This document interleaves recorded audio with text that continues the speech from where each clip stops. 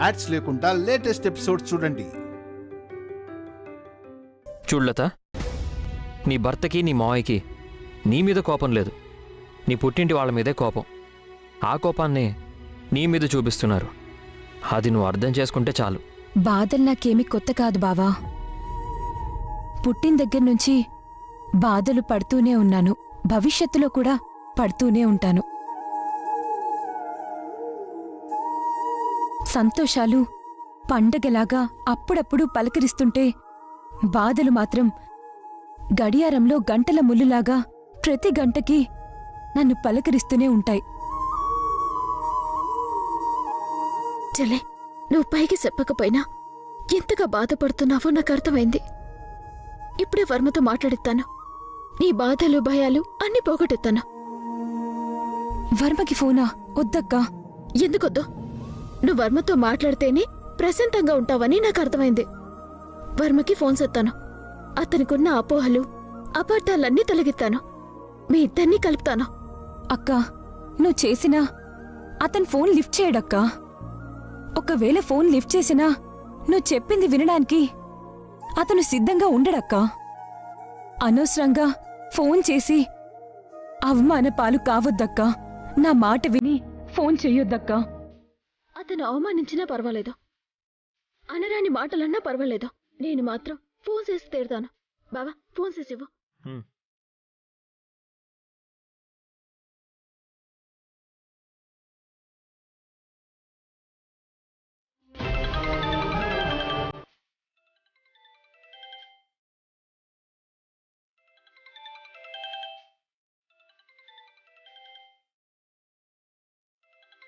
ఇదేంటి, చిట్టెమ్మ ఫోన్ చేస్తుంది? హలో చిట్టెమ్మ. అత్తయ్య, వర్మ ఉన్నాడా? ఇంట్లోనే ఉన్నాడమ్మా. ఎందుకు? ఒక విషయం మాట్లాడదామని చేశాను అత్తయ్య. ఈ టైంలో తను ప్రస్తుతం మాట్లాడే పరిస్థితుల్లో లేడమ్మా. మా అన్నయ్య చేసిన గొడవకి ఆవేశంతో కోపంతో రగిలిపోతున్నారు. తెలుసత్తా, ఆ కోపం చల్లారడానికే నేను మాట్లాడాలి అంటున్నాను. సరే, పిలుస్తాను.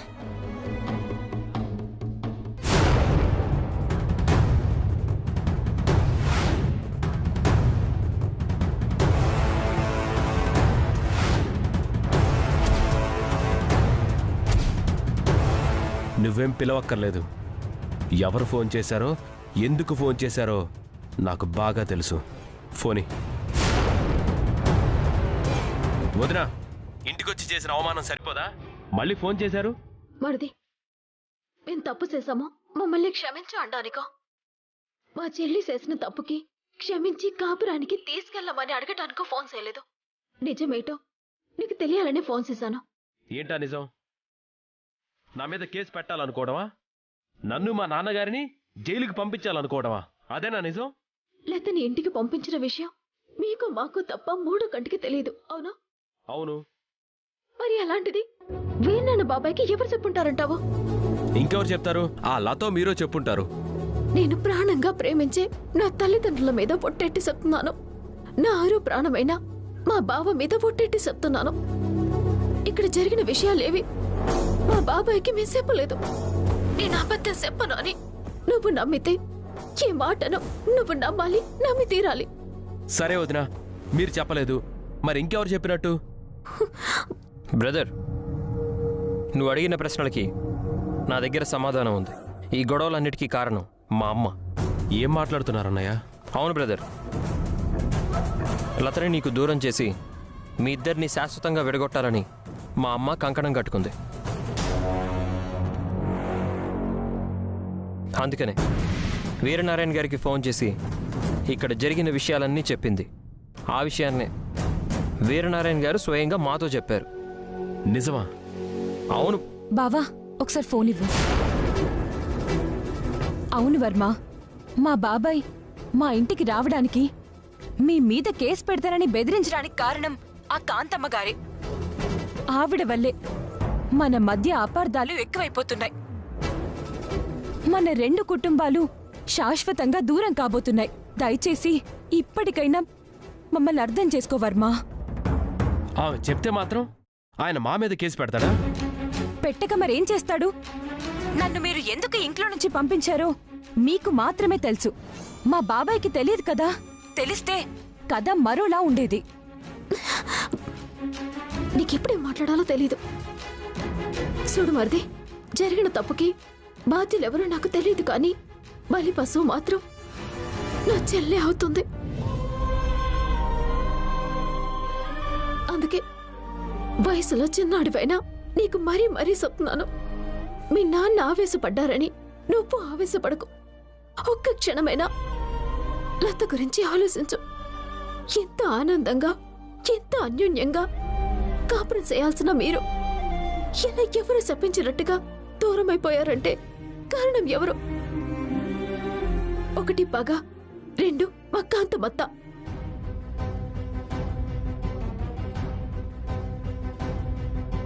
మీ పగని ఎలాగో పక్కన పెట్టలేరు. కనీసం కాంతమత్త మాటలైనా పక్కనెట్టేండి వర్మ. వేనారాయణ బాబాయ్ మీ ఇంటికి రావటానికి మాత్రం 100% కారణం మేము కాదు. అది నువ్వు అర్థం చేసుకుంటే అంతే చాలు. అందుకోసమే నీకు ఫోన్ చేశాను.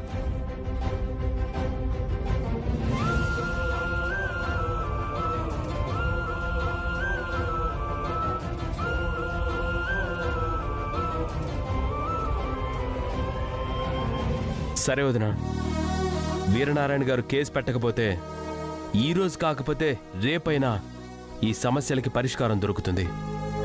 అదే పొరపాటున ఆయన కేసు పెట్టాడా, తర్వాత జరిగే పరిణామాలకి మాత్రం నేను బాధ్యుణ్ణి కాదు.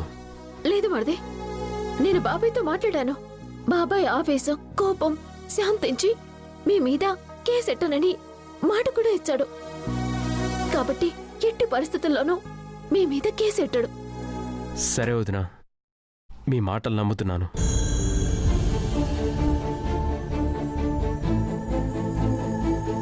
నాన్నగారికి నేను నచ్చ చెప్తాను. జరిగిన దాంట్లో లత తప్పేమీ లేదని, మీ తప్పు కూడా ఏమీ లేదని నాన్నగారికి నేను సర్ది చెప్తాను. థ్యాంక్స్ మరిది. నీ మాటలు వింటుంటే ఎంతో సంతోషంగా ఉంది. త్వరలోనే శుభవార్త వింటామని ఎదురు చూస్తూ ఉంటాము. ఉంటాను. అలాగే వదినా. రే వర్మ, నీ మాటలు వింటుంటే లత తిరిగి మళ్ళీ మన ఇంటికి వచ్చేసినంత ఆనందంగా ఉందిరా. అదంత ఈజీ కాదమ్మా. ఎందుకంటే నేను కన్విన్స్ అయినంత ఈజీగా నాన్నగారు కన్విన్స్ కాకపోవచ్చు. అయినా మన ప్రయత్నం మనం చేద్దాం.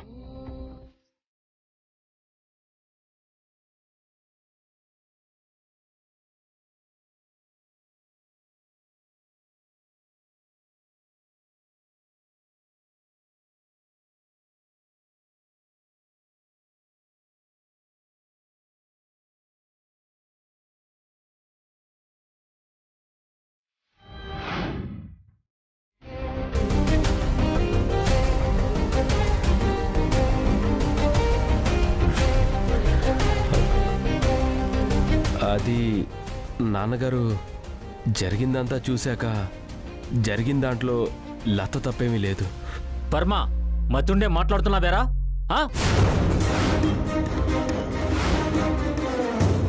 లేదా మతి తప్పుగా మాట్లాడుతున్నావా? సారీ నాన్నగారు, మీరన్నట్టుగా లతే తప్పు చేసుంటే, లేదా వీరనారాయణ మావయ్య తప్పుగా మాట్లాడుంటే ఆ తప్పుల వెనకాల మనం చేసిన తప్పులు లేవంటారు. వర్మ, నువ్వేనా ఇలా మాట్లాడేది? నువ్వు నీ భార్యను వెనకేసుకొస్తున్నావా? ఆ వీరనారాయణ గారి మాటలను సమర్థిస్తున్నావా? చివరికి ఈ కన్న తండ్రినే తప్పు పడుతున్నావా? నాన్నగారు, ఏమండి, చిన్నవాడైనా వాడి తప్పు వాడు తెలుసుకున్నాడు. చేసిన తప్పుని సరిదిద్దడానికి ప్రయత్నిస్తున్నాడు. ఓ మంచి మనిషిలాగా మారాలి అనుకుంటున్నాడండి. అందుకే మీరు కూడా మారితే. అంటే ఏంటి నీ ఉద్దేశం? నేను మనిషిని కానా?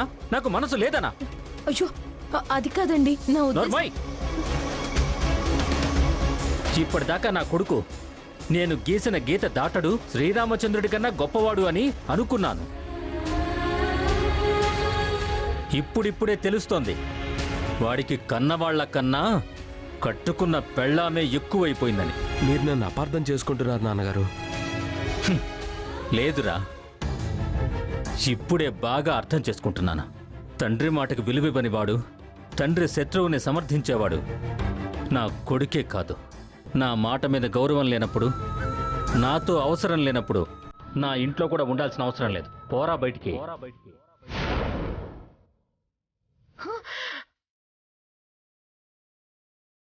అదేంటండి, ఏం మాట్లాడుతున్నా? నువ్వు నోర్మై. నీకే చెప్పేది, వెళ్ళు. నాన్నగారు నేను చెప్పేది వినండి. Excuse me sir.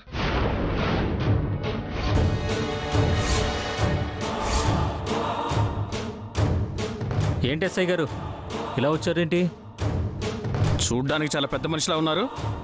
కన్న కొడుకు కాపురాన్ని మీ చేతులతో మీరే నాశనం చేస్తారేంటి సార్? ఏం మాట్లాడుతున్నావు? నేనెవరో తెలుసా? నా రేంజ్ ఏంటో తెలుసా? ఒక్క ఫోన్ కొట్టానంటే చిత్తూరు అడవుల్లోకి ట్రాన్స్ఫర్ అయిపోతావు. అతిగా ప్రసంగం ఆపి అసలు ఎందుకు వచ్చావో చెప్పు. మీ తండ్రి కొడుకులనిద్దరినీ అరెస్టు చేసి కోర్టుకి పంపడానికి వచ్చాం. పిచ్చి పట్టిందా నీకు? పిచ్చి ఒకడు వాగుతున్నావు. మమ్మల్ని అరెస్ట్ చేసేంత తప్పు మేమేం చేశామయ్యా? కట్టుకున్న పెళ్ళాన్ని చిత్రహింసలు పెట్టడం మీ కొడుకు చేసిన తప్పు.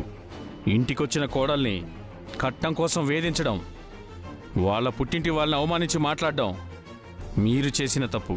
వాట్? నేను నా భార్యని కొట్టానా, హింసించానా? అలానే రాత్రి కల ఏమన్నా వచ్చిందా మీకు? షడప్.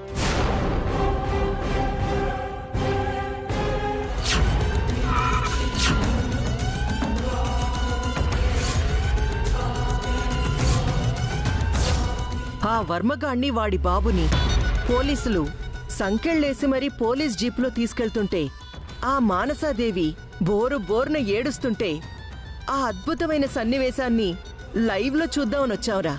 అవునమ్మా, ఎదుటోడు ఏడుస్తుంటే ఎంతో సంతోషం. మరి నవ్వులో ఏముందిరా, ఒక్కసారి నవ్వితే పోతుంది. అదే ఏడుపు జీవిత కాలం గుర్తుంటుంది. ఆ ఏడుపు మనదైనా ఎదుటి వాళ్ళదైనా. ఏడుపు వల్ల ఇన్ని లాభాలున్నాయని నాకిప్పుడే తెలిసిందమ్మా. వెళ్ళి వాళ్ళ ఎదవ ఏడుపులు చూద్దాం పదండమ్మా, పదండి. పద. కట్నం కోసం మీ నాన్న వేధించాడని, తప్ప తాగి నువ్వు హింసించేవాడివని నీ మీద కంప్లైంట్ ఇచ్చారు. ఎవరు మా మీద కంప్లైంట్ ఇచ్చింది? ఇంకెవరు సార్, సాక్షాత్తు ఆ వీరనారాయణే కంప్లైంట్ ఇచ్చుంటాడు.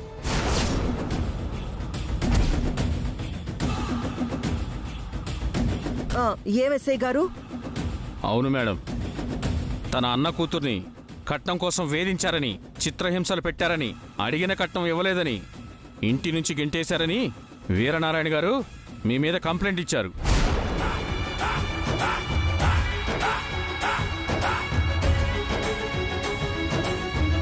ఎంతకి తెగించాడు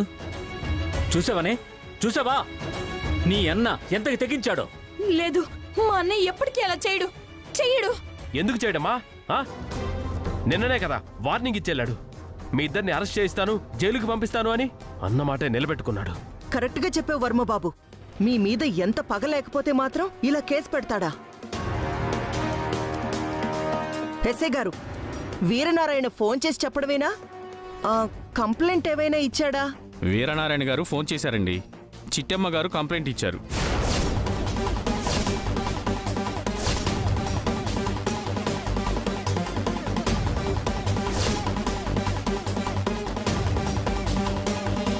ఏంటి? మా చిట్టమ్మ మా మీద కేసు పెట్టిందా? అవును మేడం, తన చెల్లెల్ని రాచి రంపాన పెడుతున్నారని గృహహింసా చట్టం కింద మీ మీద కేసు పెట్టింది. అయ్యో అయ్యో అయ్యో అయ్యో, ఎంతకు తెగించింది. తన చెల్లిని కాపురానికి పంపించడానికి ఇంతకు బరి తెగించిందా? దీన్ని మీరు క్షమించకూడదు రఘురాం బాబు గారు. చిట్టమ్మా, ఇంత నమ్మక ద్రోహం చేస్తావని కల్లో కూడా అనుకోలేదు.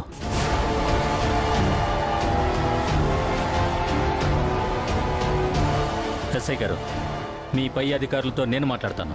వాళ్లతో కేసు విత్డ్రా చేసుకునేలా నేను చేస్తాను. మీరు వెళ్ళిపోండి. సారీ సార్, ఆ చిట్టమ్మ పెట్టిన కేసు చాలా స్ట్రాంగ్గా ఉంది. మిమ్మల్ని అరెస్ట్ చేయక తప్పదు. లేదు, మా చిట్టమ్మ మాత్రం అలా చేయదు. నేను నమ్మను. ఎక్కడో ఏదో పొరపాటు జరుగుంటుంది. పాపం మానసాదేవి గారు నమ్మట్లేదు ఎస్ఐ గారు. ఒక్కసారి ఆ చిట్టమ్మ రాసిన ఆ కంప్లైంట్ చూపించండి, అప్పుడైనా నమ్ముతుందేమో. కానిస్టేబుల్స్ అది ఇటు ఇదిగోండి చూసుకోండి. చిట్టమ్మ గారే స్వయంగా రాసిన లెటర్, ఆవిడ పెట్టిన సంతకం మీరే చూడండి.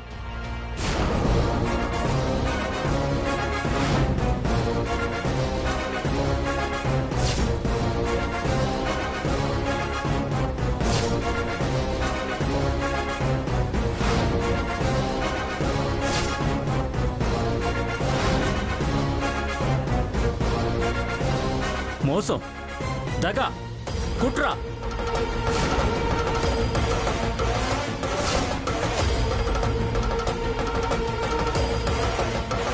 మా పరువు తీయాలనే, మమ్మల్ని జైలు పాలు చెయ్యాలనే ఆ చిట్టమ్మ కంకణం కట్టుకుంది. అవునా?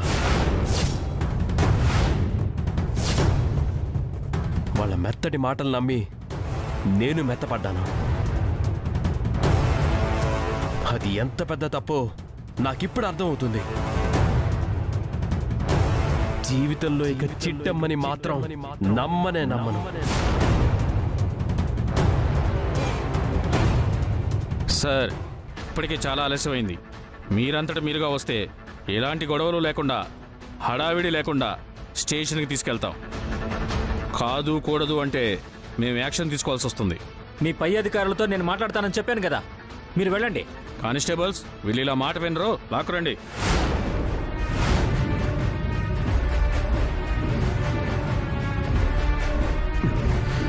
సార్ నేను చెప్పేది వదలు. సార్. ఎస్ఐ గారు నేను చెప్పేది వినండి ప్లీజ్. సార్, మీరేం చెప్పాలనుకున్నా కోర్టులో చెప్పుకోండి. సార్ ప్లీజ్ సార్, మా మాట వినండి సార్, నేను చెప్పేది వినండి. మీరు ఇలా తీసుకెళ్ళిపోతే మా పరువు మర్యాదలు గంగలో కలిసిపోతాయి సార్. ఎక్కడో ఏదో పొరపాటు జరిగింది, కొంచెం సమయం ఇవ్వండి, అదేంటో నేను చెప్తాను మీకు. మేడం, మీరేం చెప్పాలనుకున్నా కోర్టులో చెప్పుకోండి, మా డ్యూటీ కట్టు రాకండి. కానిస్టేబుల్స్ తీసుకురండి. అయ్యో ఏమండి, రఘురామ్ గారు, వర్మ! అయ్యో సార్ నేను చెప్పేది వినండి. సార్, మాట వినండి సార్. ఏమండి? పై ఆఫీసర్తో నేను మాట్లాడతాను. ఎక్కించండి. సార్, నేను చెప్పేది వినండి సార్, ప్లీజ్ సార్. అయ్యో ఒకసారి బాధపడకండి రఘురామ్ గారు, ఎంత ఖర్చైనా పర్వాలేదు. మంచి లాయర్ని మాట్లాడతాను, మిమ్మల్ని నిర్దోషిగా బయటికి తీసుకొస్తాను. ఇది నా శపథం. దీనంతటికి కారణమైన వాళ్ళని ఒక్కళ్ళని కూడా వదిలిపెట్టను. అవునా? ఇన్నాళ్లుగా నేను నువ్వు తప్పు చేశామని అనుకున్నాను గాని అసలు తప్పుడు మనుషులు వాళ్లే. వాళ్ళలో ఏ ఒక్కరిని వదిలిపెట్టను. సార్, అవన్నీ తర్వాత, ఏమన్నా ఉంటే కోర్టులో చూసుకోండి. ముందు మీరు కారెక్కండి. సార్ ఒక్క నిమిషం సార్. సార్, ఫోన్లో మాట్లాడకూడదు సార్. ఒక్క నిమిషం అండి, అయిపోయింది. మమ్మల్ని ఆపకండి, పర్యవసానాలు మరోలా ఉంటాయి. మినిస్టర్ గారు ఒకసారి ఉండండి, నాన్నగారు మాట్లాడతారంట. నాన్నగారు. హలో రఘురామ్ గారు, good morning sir. Good morning minister గారు. మాకు చిన్న సమస్య వచ్చింది, మీరే హెల్ప్ చేయాలి. అయ్యా, మీరు అడగడం నేను కాదనడం కూడానా? విషయం ఏంటో చెప్పండి.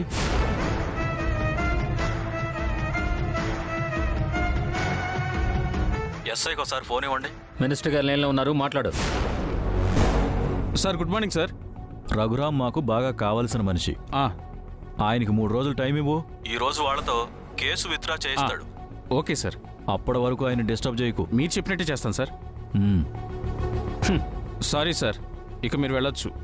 ఇప్పటికైనా అర్థమైందిగా మా రేంజ్ ఏంటో. అంటే బాబుగారు, ఇప్పుడు మీరు స్టేషన్కి వెళ్ళట్లేదా? వెళ్తాం. ఆ వీరనారాయణ గారి అంతు చూశాక, ఆ చిట్టమ్మ అంతు చూశాక అప్పుడు వెళ్తాం.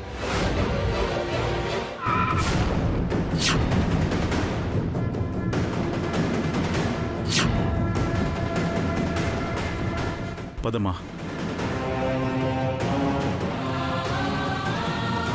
అంత అయోమయంగా ఉంది బావా. నేనేటి వర్మ మీద రఘురామ్ మావయ్య మీద కేసు ఎట్టడమేటి, వాళ్ళిద్దరిని పోలీసులు అరెస్ట్ చేయడమేటి. అసలు నేనెందుకు అలా చెప్తాను? లేదు చిట్టి, దీని వెనక ఎవరో ఉన్నారు. ఇంకెవరుంటారా? మన అమ్మే ఉంటుంది. చూడ్రా, చెయ్యని నేరానికి ఎలా ఇరికించిందో. తప్పుడు మొహంది. వదినా, నేరం ఎవరు చేశారో ఏటో తెలియకుండా ఎందుకలా నోరు పారేసుకుంటావో? కరెక్ట్ నీలాంబరి.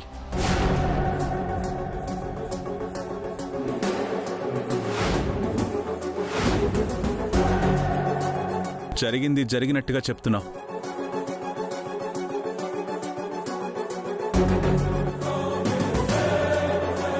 బాబాయ్ నువ్వు అవునమ్మా, దీనంతటికీ కారణం ఖచ్చితంగా ఆ కాంతమ్మ అయి ఉంటుంది. అవునమ్మా, నువ్వు ఆ రోజు మమ్మల్ని శాంతంగా ఉండమని సర్దుకు పొమ్మని చెప్పావు. ఆ కారణంతోనే మీ బాబాయ్ ఆ రోజు నుంచి ఈ రోజు వరకు వాళ్ళు ఊసే ఎత్తలేదు. కనీసం వాళ్ళ గురించి ఆలోచించను కూడా ఆలోచించలేదు. అలాంటిది ఈరోజు రఘురాం ఫోన్ చేసి నా మీద నా కొడుకు మీద నువ్వు కేసు పెడతావా అని మీ బాబాయిని అనరాని మాట్లాడినాడమ్మా. ఏంటి నానమ్మ నువ్వు చెప్పేది? మావయ్య బాబాయ్కి ఫోన్ చేసి తిట్టాడా? అవునమ్మా,